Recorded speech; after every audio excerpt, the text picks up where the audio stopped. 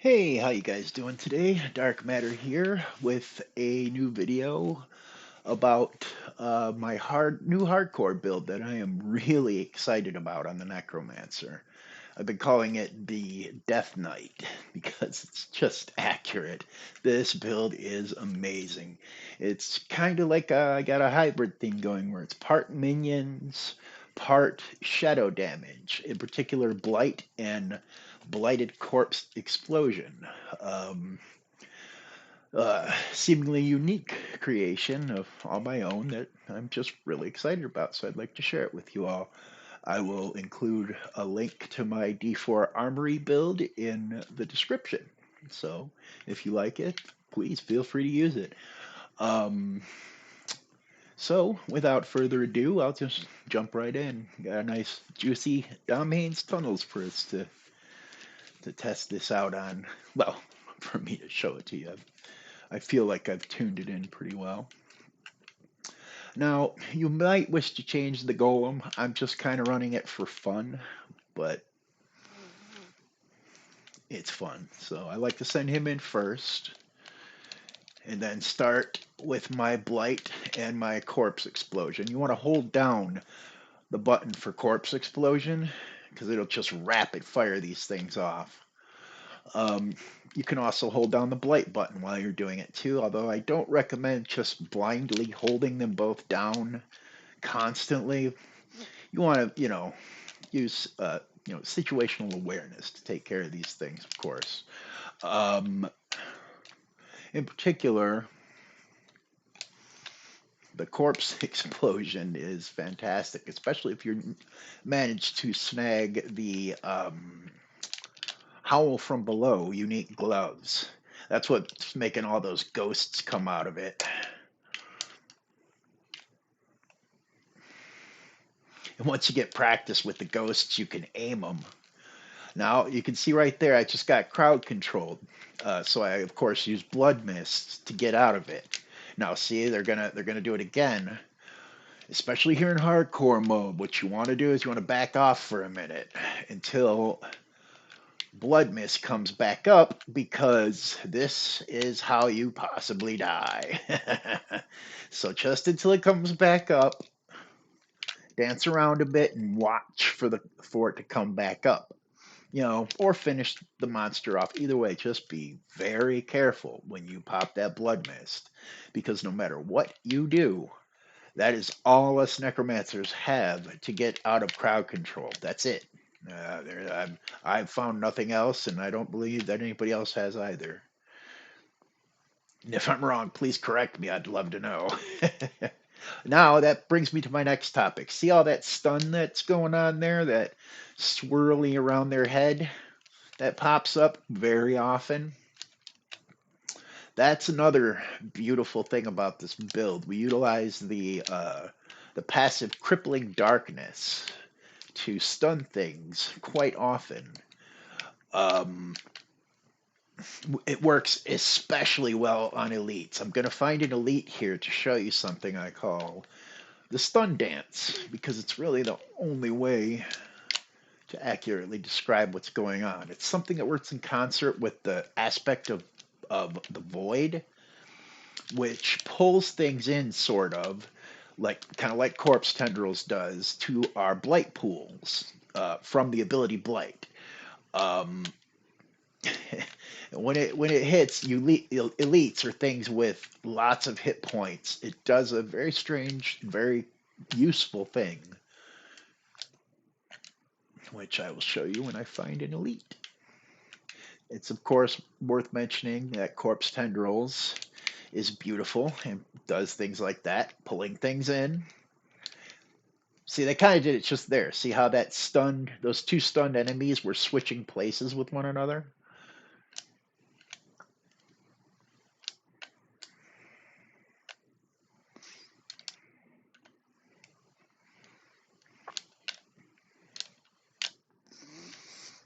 I should probably be a little more careful not charging into melee range like that, but it's easy to get overconfident with this build. Something else to watch out for.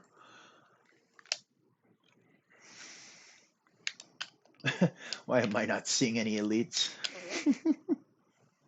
Never there when you're looking for them.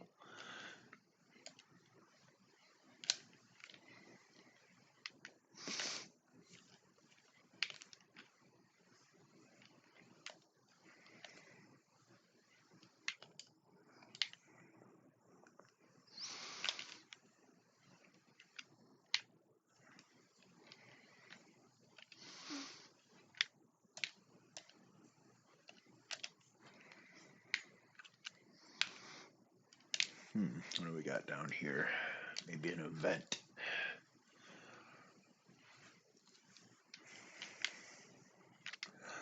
We also like to run the malignant heart, uh, decrepit aura, or yeah, decrepit aura. That's what's giving me that circle around there. That's actually decrepify, which is amazing. It slows and curses.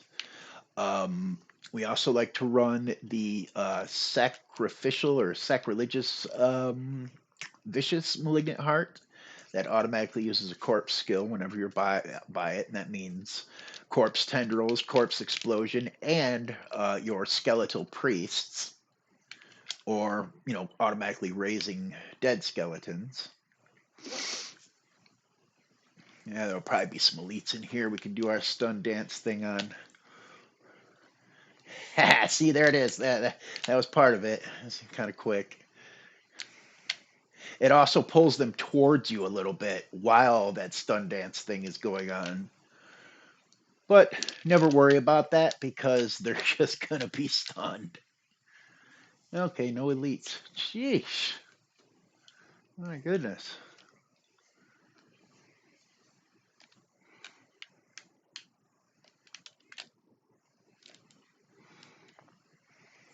Yeah, see how those guys were here we go. Here we go.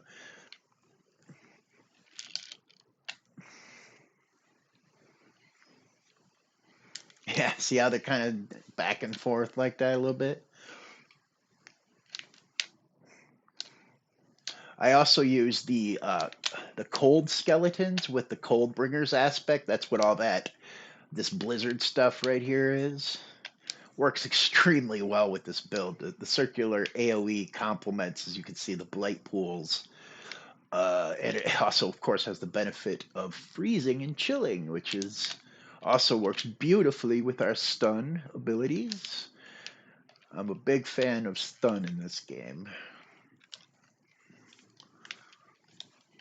especially in hardcore. see, yeah, see how they're kind of pulling towards you? If it bothers you, you can always scoot back.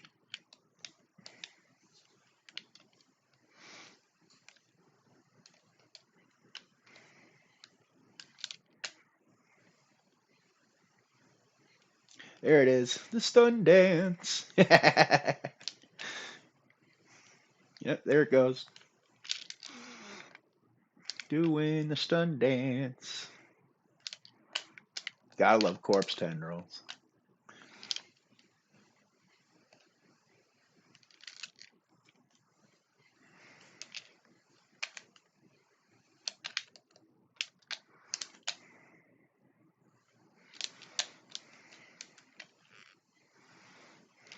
Oh yeah, and I'm sure that many of you have noticed that I am at full fortify most of the time. That's due to another passive we utilize. It is, what's it called? It is called. I can let my skeletons take care of me. Should not be done. It's called Necrotic Carapace. Always get 3 out of 3 of that as soon as humanly possible. Oh yeah, watch out for these lightning pillar things. They suck. Now it's a bit off topic here.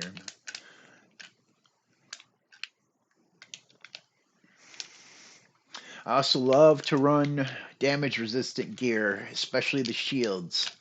The shields are a great part of this build because I like to run 4 out of 4 damage resistance on shield, chest, legs, And I like to run 2 out of 4 on the amulet too. It gives you insane amounts of damage resistance.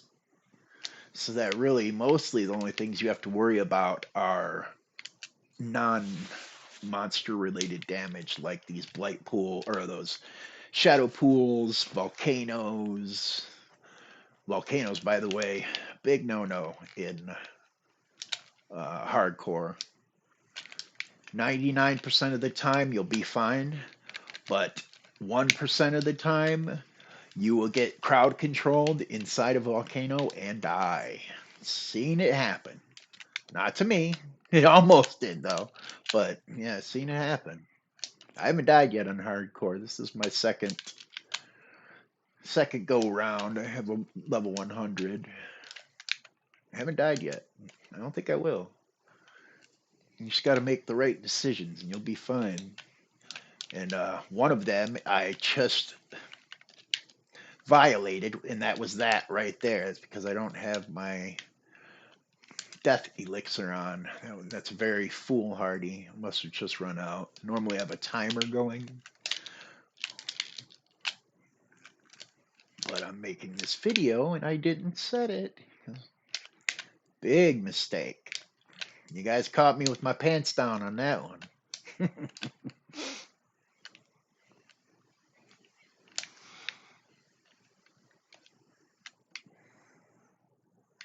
I'll go over my gear a little bit after. See that scoot? That's part of the stun dance too. When they get frozen, they do funky things like that too. Yeah.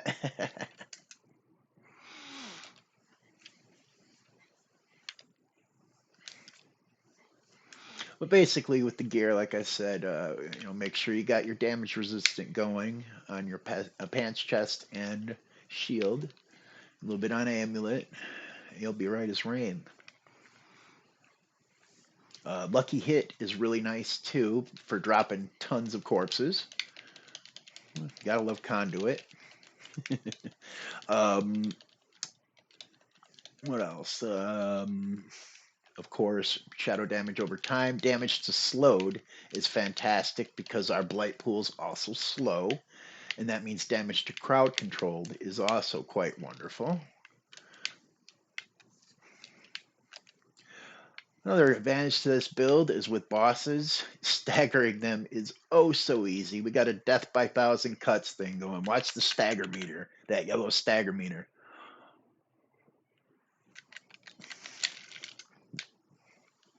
And we are staggered, always by a quarter health. And then once Shadow Blight ramps up, watch this. He'll be dead very soon. Shadow Blight ramps up slowly as the fight goes on. And you can do more and more and more damage. I know you're not seeing a lot of high numbers, but like I said, it's a death by 1,000 cuts situation.